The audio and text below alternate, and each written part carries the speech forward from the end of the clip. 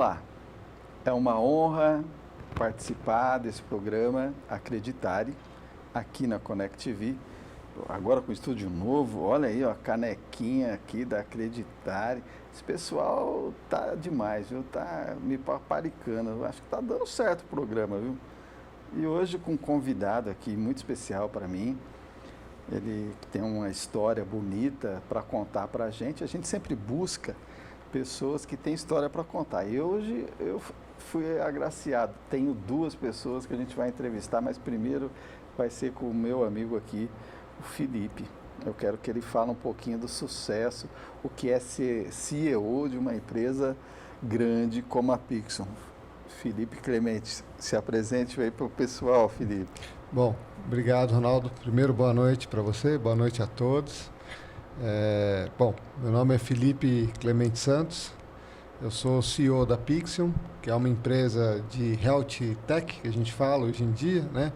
De tecnologia para a saúde, e a gente acaba ajudando hospitais, clínicas, consultórios, clínicas de imagem, laboratórios, a poder ter mais eficiência, ter mais assertividade, conseguir chegar a um resultado melhor aí para os pacientes, né?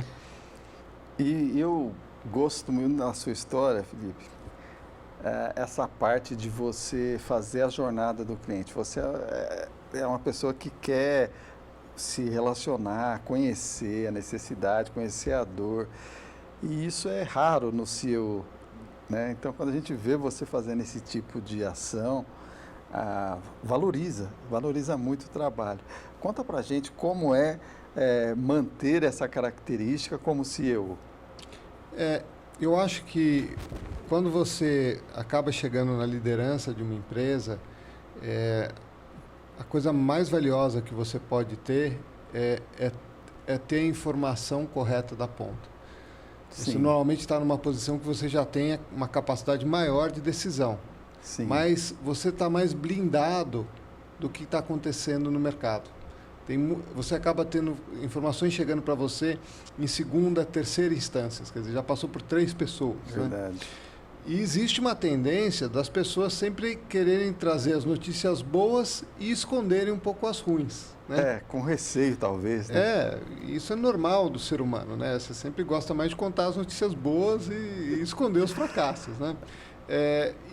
E isso é uma coisa que acaba prejudicando muito as pessoas que estão na liderança, porque elas acabam tomando decisões sem ter todas as informações. Então, eu acredito que manter esse contato com a ponta, com o que está acontecendo com o cliente, é muito importante para uma pessoa em cargo de liderança, para que as decisões que sejam tomadas, elas estejam alinhadas com o que está acontecendo realmente no mercado. Sim. Então, eu aprendi isso desde cedo com os meus pais. Meu avô também teve uma clínica de radiologia, ele me ensinava isso. Minha avó fundou a PAI de São Paulo, que tinha um relacionamento muito forte com as mães das pessoas com deficiência intelectual, com síndrome de Down. Ela era inclusive uma mãe, né? Isso de alguma forma ajudou muito você.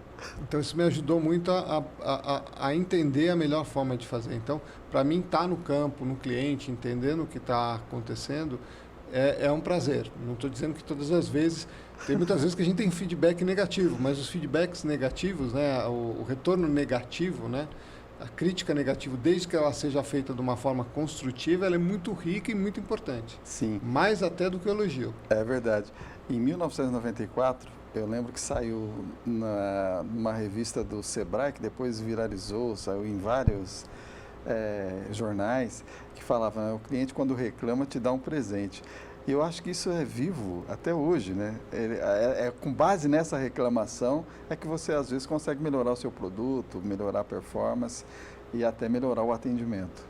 Inclusive, se ele está reclamando é porque ele ainda não desistiu de você. Ele ainda confia. O que me dá mais dor é aquele que está indiferente. Tá? Faz o que você quiser, para mim já foi. Então, esse para mim é o que me dá mais angústia. O que está reclamando, eu acho que ele está te dando a oportunidade de você fazer melhor. Né? Sim. E a Pixon, ela tem produtos muito bons. A gente não pode deixar de reconhecer isso. A Pixon hoje ela tem diversos produtos e todos eles são muito bons. A assistência disso deve ser complexo mesmo, né? Se você pegar toda a história, são vários produtos, você tem suporte para tudo isso, tem uma inteligência para cada um deles, deve dar um bom trabalho. Eu não queria estar na sua pele não, Felipe. E é interessante porque, principalmente quando a empresa vai crescendo, quando você é pequeno, você pode se dar ao luxo de customizar muito, de criar uma alternativa para cada cliente. Conforme você vai crescendo, você não consegue mais fazer isso, porque fica inviável, é muito grande, muito complexo para você ter 40, 50 versões do mesmo programa rodando.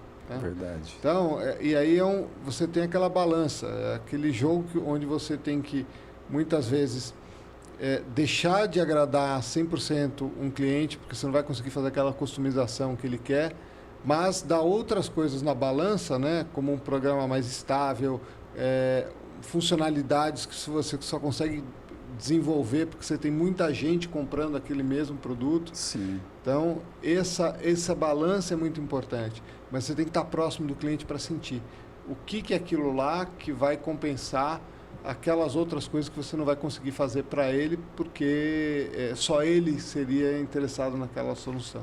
Felipe, hoje a Pixon representa o que no mercado? É a terceira, a segunda, a primeira no mercado de saúde em software? Depende muito como você mede. Se você pegar em penetração de mercado, ela hoje é a segunda nacional. Tá? Que importância, hein? Se você pegar em presença nos diversos mercados, ela hoje é que tem mais tipos de software. Então você tem, por exemplo, o que a gente chama de um software para gerenciamento de clínica, software para gerenciamento de hospitais, software para gerenciamento de clínicas radiológicas, que chama RIS, e software para gerenciamento dos laboratórios, o LIS. que é o LIS.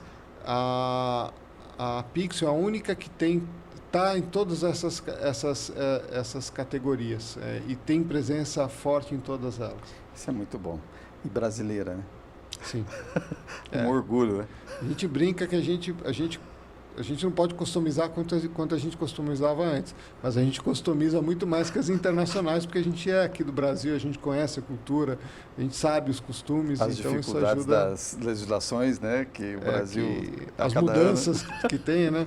Aquela brincadeira que falam que tem lei que pega e tem lei que não pega. Com a saúde ainda, né? A ANS fala uma coisa, o governo fala outra. Tem coisa que a gente tem que esperar um pouquinho para ter certeza que vai continuar antes de implementar, porque senão você também gasta recurso à toa. Corre esse risco, às vezes, de você ficar ali na planilha fazendo o projeto e aí, de repente, não conseguir lançar porque teve uma virada, sim ou não? Olha, a gente já teve algumas surpresas. A gente está ficando mais esperto nisso, tá? Mas volta e meia tem algumas coisas que, às vezes, não faz sentido. A gente vai e a gente chega no meio do caminho e percebe que depois não, aquilo lá aquela lei que ia sair daquela determinada forma, ela mudou no meio do caminho. Então, a gente tem que ser... Verdade. E as mudanças são muitas, né? Eu lembro do certificado digital. Começou um trabalho para o certificado digital e, de repente, não se fala mais. A gente não sabe se aquilo continua obrigatório, mas não é. Então, fica delicado, às vezes, tanto para vocês quanto para o prestador. A gente tem certificado hoje. A gente está na esperança que vai precisar e a gente acredita que é importante. Que ela com certeza, né? Para dar a autenticidade daquilo que está sendo feito. Eu acho bastante interessante isso. Me fala uma coisa. Eu vi você falando do seu avô aqui e você esteve lá na Transdução há pouco tempo atrás. Muito obrigado por aceitar o convite para falar sobre a ONA e a gente aproveitou da sua presença para entregar o certificado para os doutores lá. Eu vejo o quanto você valoriza essa coisa de família e o quanto o seu avô foi importante para você. Você acha que isso ajudou para você ter esse perfil assim de atender o cliente personalizado, de ouvir, de dar atenção? Olha, eu posso dizer que meu avô e minha avó foram meio que minha bússola moral. Eu fui o neto que teve mais contato com eles. e que mais aproveitou. Ainda, minha avó ainda é viva, eu ainda vou lá pelo menos uma vez por semana almoçar com ela. Que bom. E aprendo muito ainda hoje. Então, é muito importante a gente tentar pegar a experiência dos nossos pais, dos nossos avós. Eu acho que tem muito a ensinar, né? E o respeito aos mais velhos Sim. é muito importante. Apesar é óbvio que a gente sempre olha com uma pitadinha de sal, porque as situações mudam, né? Então, Sim. às vezes aquilo que era verdade há 10 anos atrás, hoje não é mais tanto. Mas tem muita experiência boa. E eu acabei pegando muito isso do meu avô, principalmente deles, foi aquele senso de use a sua vida e use o tempo que a gente está aqui, né, de forma a deixar um legado. Legal. Né? Então, as minhas escolhas de carreira sempre foram em coisas onde eu podia melhorar a vida das pessoas. Então, eu já trabalho no ramo de saúde há 19 anos. Bastante Passei tempo. pela Johnson & Johnson 7 anos, morei fora pela Johnson & Johnson, fiz MBA fora, entrei na Johnson. Nada pequena a empresa, né? Trabalhei na GE também, que é um gigante. Outra. Passei quase 4 anos lá. Depois fui para uma empresa menor chamada Bard, americana também, ajudei a abrir as operações dela aqui. Em todas elas, eu conseguia ligar o que eu fazia ao que eu estava melhorando a vida das pessoas. E eu posso dizer que isso também que me levou para dentro da Pixion. Um propósito mesmo. Porque hoje, cada vez você vê mais a saúde melhorando, as tecnologias melhorando dentro de saúde. Você tendo procedimentos novos que melhoram a qualidade de vida, estendem a vida das pessoas, estendem a vida com qualidade. O problema é que isso tudo vem com custo atrelado. Sim. Então, hoje, o maior receio não é se a gente vai ter tecnologias novas, a gente vai ter. Sim. A gente vai ter qualidade. O maior receio é se as pessoas vão ter acesso a isso. Devido ao custo disso, né? A gente corre o risco de viver, eu não sei se você já viu aquele filme Elysium, de viver numa sociedade onde 20% da população é eterna, né? Consegue tudo, e o resto dos 80% vivem na miséria, né? Pois é. Então, e a forma de você melhorar isso é como você reduz o custo da saúde. E eu vejo hoje que uma das grandes fronteiras para fazer isso está na parte de tecnologia, como você usa as informações, como você aumenta a eficiência, como você cria seleção de procedimentos para que você realmente faça os procedimentos que são necessários e com isso mantém esse custo acessível para a maioria da população. Felipe, nós vamos fazer um intervalinho, é rápido, não vai dar tempo nem de tomar o café direito e já voltamos.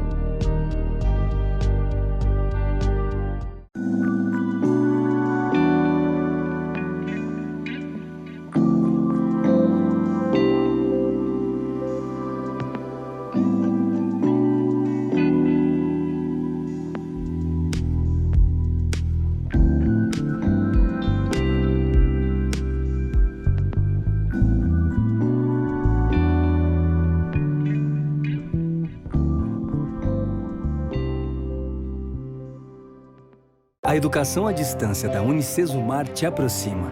Te aproxima de quem você ama, porque você escolhe onde e como estudar. Te aproxima do seu diploma, porque tem mais de 60 graduações. Aproxima das oportunidades, porque te prepara para o mercado. Te aproxima das conquistas, porque entende e desenvolve o seu talento. É você, mais perto do seu sonho, com a melhor EAD do Brasil. Matricule-se!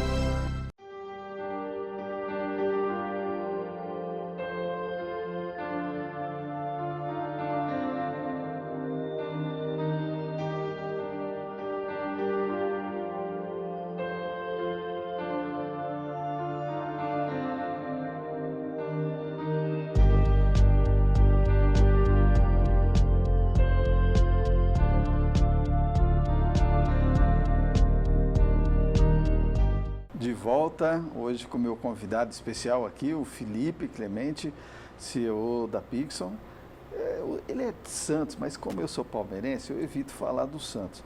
Mas ele tem o Santos no nome, mas deixa o Santos quietinho lá. O Santos hoje, você é santista também ou não? O Miguel é santista. Você é palmeirense? Não, eu sou São Paulino. Bom, melhor que ser corintiano. Muito bem, Felipe. E aí nós vamos agora começar com uma fase, Felipe, que eu gosto muito, sabe? É a parte que eu mais gosto de fazer o programa.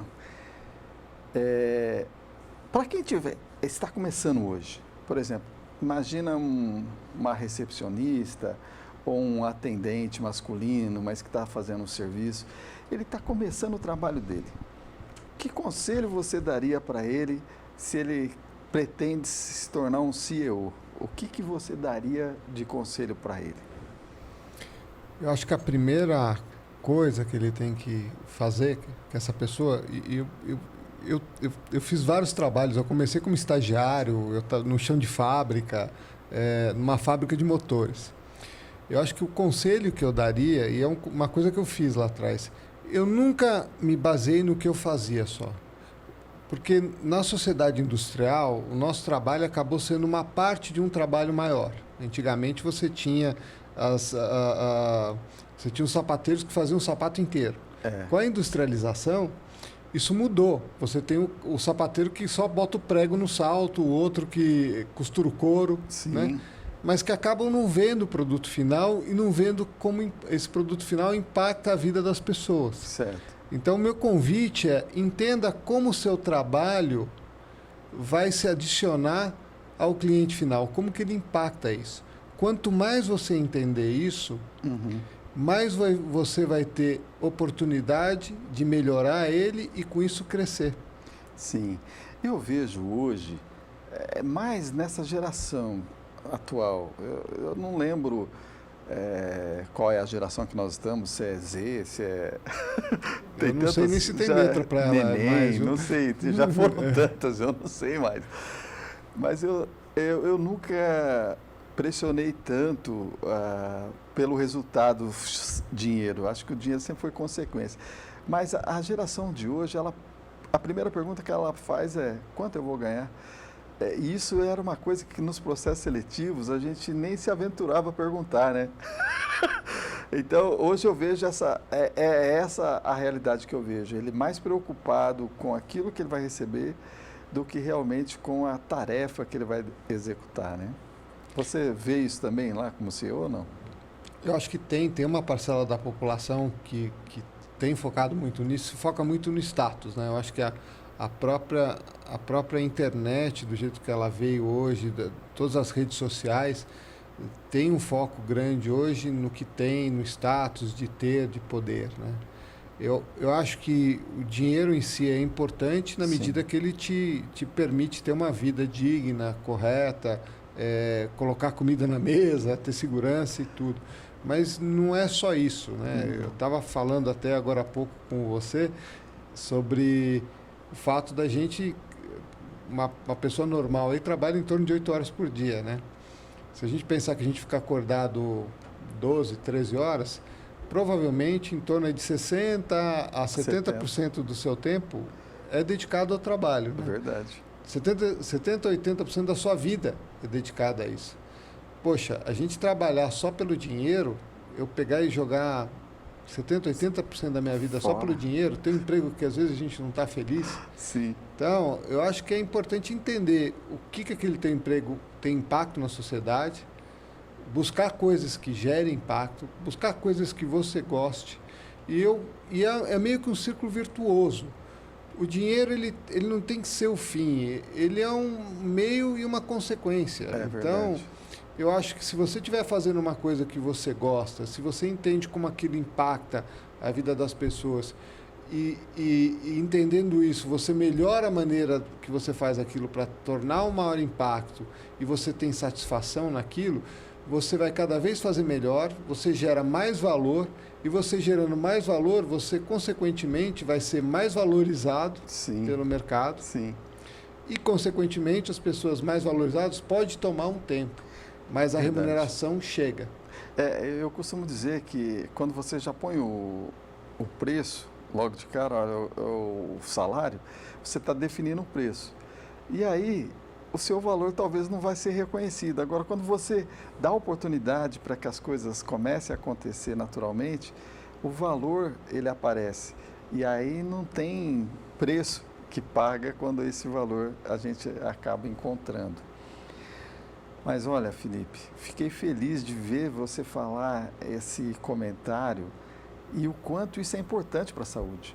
Na saúde, se a pessoa não gostar do que faz, ela dificilmente vai ter sucesso. Ela precisa gostar de lidar com pessoas, porque o que você atende são pessoas. Se você não entender isso, dificilmente você vai ter sucesso na saúde. E o software, ele é uma parte, é um meio necessário para que você tenha cada vez mais tempo para poder fazer a humanização, que é o que o paciente busca. Não é só um exame ou só uma consulta. No final, ele quer ser bem atendido, uma humanização, né? Eu acho que você tocou num ponto muito importante aqui. O software, ele é uma ferramenta, no final. Ele é um meio de atingir, né? Ele pode ser usado para o bem ou para o mal, né? Eu acho que a gente tem uma oportunidade gigante de utilizar o software realmente para automatizar as funções que são mecânicas, quase, onde você não tem interação com o paciente, onde você não está próximo, e liberar mais tempo dos enfermeiros, dos médicos, dos atendentes, para realmente dedicar ao paciente, dedicar aquele período que gera valor. Né? É verdade. Parar e falar, você está bem? Senta um pouco, vamos olhar, vamos examinar. Senão, hoje eu vejo, eu já fui em alguns consultórios e hospitais, onde eu vejo a pessoa gastando mais tempo preenchendo papel do que falando com a pessoa. É verdade.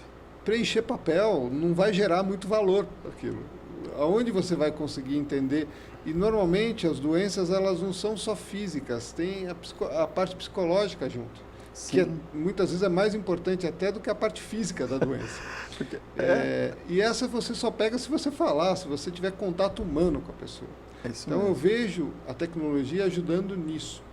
Tem gente que olha a tecnologia que ela vai substituir, todo mundo vai substituir o médico. Acho que nunca vai substituir, exatamente porque nunca vai ter essa parte de contato humano. Ele não vai ter essa humanização nunca. Por mais que venha robô, essa parte do contato, de você olhar a pessoa como pessoa, de você esquentar a sua mão antes de colocar no paciente para evitar um choque térmico, de você tentar entender por que ele foi lá. Ele chega lá falando, eu estou com dor. Se você não souber investigar isso, é só mais um, né? E eu acho que o software ele vem para evitar erros, aqueles erros que a gente pode cometer por falta de atenção. Então, o software, um procedimento seguro. Você vai confirmar o nome do paciente, a idade, o sexo, o exame, o local do exame, para permitir que o médico também faça a mesma investigação. Isso que eu acho que o software tem que permitir que a gente consiga cada vez mais ter segurança naquilo que está fazendo, para dar o maior possível do tempo em atenção ao paciente. E é isso que a gente encontra hoje com o Smart, sabe? Fazer aqui meu depoimento. Eu acho que é isso que a gente encontra com o Smart. A gente, uma vez configurado ele consegue te dar essa oportunidade. Hoje, se a gente conseguir trabalhar mais a parte de transformação digital que a gente fala, essa acessibilidade, esse acesso para que o paciente lá da casa dele já possa começar a fazer o cadastro, para chegar a evitar aquele transtorno na recepção, já ir direto para o atendimento, esse é o sonho que a gente tem na Transdução e que eu tenho certeza que a gente vai realizar. A Pixel nunca nos abandonou, eu tenho certeza que a gente vai conseguir mais essa façanha. Me fala da inteligência artificial. Esse projeto, assim, vai acontecer rápido ou você acha que ele ainda está muito prematuro ainda? Eu acho que depende da área. Eu acho que hoje eu vejo ele acontecendo mais rápido em funções que são muito mecânicas. Certo. E que exigem um pouco de aquela inteligência processual. Tá? Certo. Então, onde eu vejo, por exemplo, eu acho que tem uma oportunidade muito grande dentro dos planos de saúde nessa análise dos procedimentos para autorização. Tá? Às vezes eu vejo um exército de pessoas fazendo coisas lá que são muito mecânicas. E deixando processos que realmente precisariam ter uma atenção maior de lado, porque estão fazendo milhares de outros, onde não estão agregando muito valor. Então, acho que a inteligência artificial podia liberar o tempo para dedicar aos processos mais críticos que exigem uma resposta mais rápida.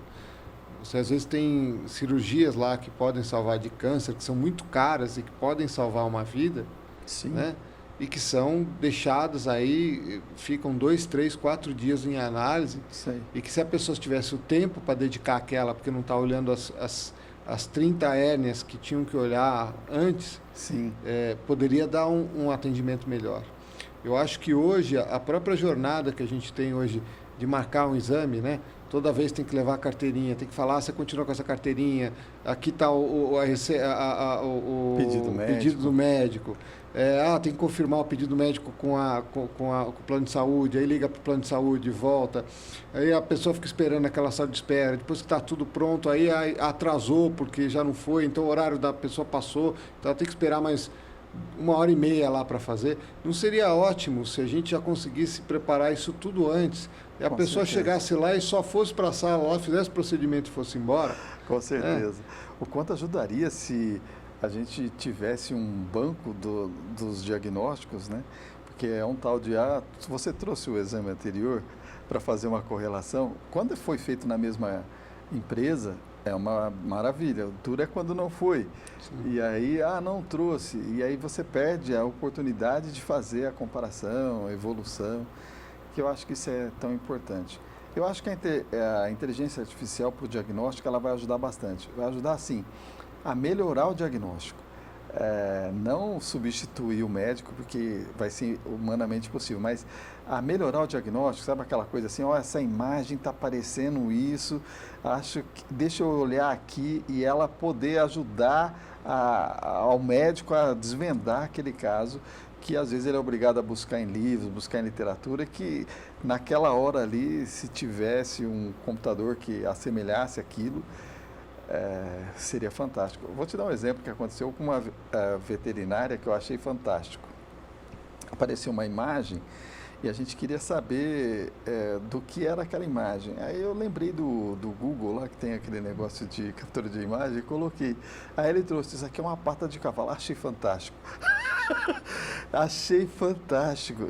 E a gente ficava, porque não parecia pata de cavalo, porque não era nem grande o suficiente e nem pequena. Então ficava aquela coisa assim, que a gente sabia que era de um animal, mas não conseguia definir qual era.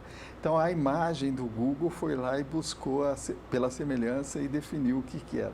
É nesse aspecto que eu acho que uma hora a inteligência artificial vai dominar. Ela já tá avançando bastante. Eu posso dizer que hoje a gente já utiliza no nosso Pax, né, o Aurora lá, por exemplo, contagem de vértebras, que antes era feito na mão, ela já conta e já coloca as vértebras todas em ordem lá. Então, maravilha isso. Automaticamente. A gente tem agora para chapa de pulmão, ele já conta, por causa do Covid, ele já consegue dizer qual que é a porcentagem do pulmão que está comprometido. Caramba! Então ele já dá um número, porque, imagina, quando o médico tem que fazer isso, cada médico olha aquilo lá e fala que é uma coisa, né? Porque, é 25%, para mim parece 30%. O outro fala, para mim está mais para 22%.